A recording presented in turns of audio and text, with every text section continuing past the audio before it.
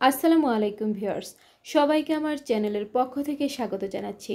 জাতীয় বিশ্ববিদ্যালয়ের ডিগ্রি শিক্ষার্থীরা জাতীয় বিশ্ববিদ্যালয়ের মেন ক্যাম্পাস গাজীপুরে তারা কিন্তু তাদের 6টি দফা নিয়ে অবস্থান করছে। তো আমরা আজকের ভিডিওতে জানবো যে সেই 6 দফাগুলো কি এবং জাতীয় বিশ্ববিদ্যালয় কর্তৃপক্ষ তাদের এই 6 দফা দাবি মেনে নিয়ে অটোপাসের বিষয়ে কি সিদ্ধান্ত দিলেন।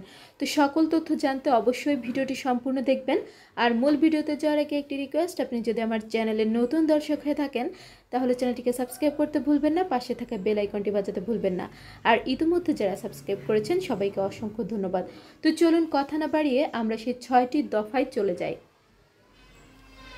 তো স্ক্রিনে আপনারা এখানে দেখতে পাচ্ছেন প্রথম যে দফাটি, ডিগ্রি 3 বছরের কোর্সে 3 বছরের মধ্যে সম্পূর্ণ করতে হবে। যে সমস্ত সেশন আটকে আছে, সেশন জট নিরসন না হওয়া পর্যন্ত প্রতি শিক্ষাবর্ষ 6 মাস করতে হবে এবং দ্রুত পরীক্ষা নেওয়া সেশন জট নিরসনে পরীক্ষা নিয়ন্ত্রক কর্তৃপক্ষকে দায়িত্বশীল কাজ করার কথা জানান।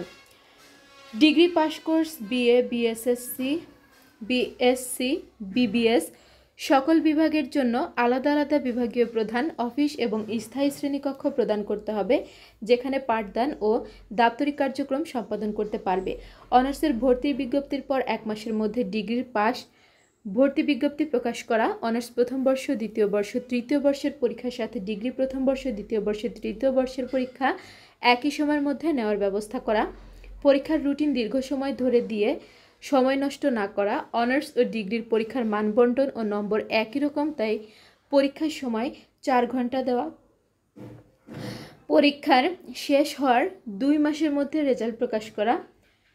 এরপর 5 নম্বর দফা রয়েছে বিদেশে উচ্চশিক্ষার ক্ষেত্রে ডিগ্রি কোর্সের শিক্ষার্থীরা একাডেমিক ও ক্রেডিট সম্পর্কিত নানা সমস্যার সম্মুখীন হয়, এসব সমস্যার সমাধানের জন্য প্রয়োজনীয় পদক্ষেপ নেওয়া। মাস্টার্স প্রিলিমিনারি পাশ করলে সকল প্রথম ও দ্বিতীয় শ্রেণীর চাকরির যোগ্য হবে মর্মে ঘোষণা করা ও মাস্টার্সের সেশন জট নিরসন না হওয়া পর্যন্ত 2 বছরের মাস্টার্স কোর্স 16 মাসের মধ্যে শেষ করতে হবে এবং ফলাফল প্রকাশ করতে হবে। তো শিক্ষার্থীরা এসব 6 দফা দাবি যথাযথ বিবেচনা করা বাস্তবায়ন করে ডিগ্রি পাস কোর্সের বৈষম্য ও সেশন জট মুক্ত করে ডিগ্রি সংস্কার করবেন, এমনটা আশাবাদ ব্যক্ত করেছেন জাতীয় বিশ্ববিদ্যালয় কর্তৃপক্ষের কাছে। তো তারা যে 6টি দফা উল্লেখ করেছেন খুবই যুক্তিযুক্ত তাদের এই 6টি দফা। তো সেক্ষেত্রে জাতীয় বিশ্ববিদ্যালয়ের যিনি নতুন উপাচার্য রয়েছেন তার কাছে জানতে চাওয়া হলে তিনি বলেন যে আসলে অটোপাসের বিষয়টি জানতে চাওয়া হলে তিনি বলেন যে ডিগ্রি শিক্ষার্থীদের কোনো ক্ষেত্রেই কোনোভাবেই অটোপাস দেওয়া সম্ভব নয়। তাদের যে পরীক্ষার রুটিন দেওয়া হয়েছে সেই নির্ধারিত রুটিনে তাদের পরীক্ষা অনুষ্ঠিত হবে। অটোপাস দেওয়া কেন সম্ভব নয় এ বিষয়ে জানতে চাওয়া হলে তিনি বলেন যে যেহেতু এটা স্নাতক পর্যায়ের বিশ্ববিদ্যালয় পর্যায়ে, সেক্ষেত্রে এই সকল শিক্ষার্থীকে কোনোভাবে অটোপাস দেওয়া হবে না। তবে হ্যাঁ, তারা যে 6টি দফা উত্থাপন করেছেন এই 6টি দফা নিয়ে তারা আলোচনা করবেন এবং বিবেচনা করে দেখবেন। অবশ্যই কিন্তু ডিগ্রি শিক্ষার্থী সহ অনার্স মাস্টার্স যে সকল ক্ষেত্রে বিভিন্ন বৈষম্য রয়েছে এই বিষয়গুলোতে তিনি সংস্কার করবেন বলে আশাবাদ ব্যক্ত করেছেন। যেহেতু তিনি কিছুদিন হয়েছেন যোগদান করেছেন, সেক্ষেত্রে তিনি বলেছেন যে সব কিছু বুঝতে এবং সকল বিষয়ে সুন্দরভাবে জানতে তার একটু সময় লাগবে এবং তিনি অবশ্যই এই বিষয়ে নজরদারি করবেন এবং সংস্কার করবেন।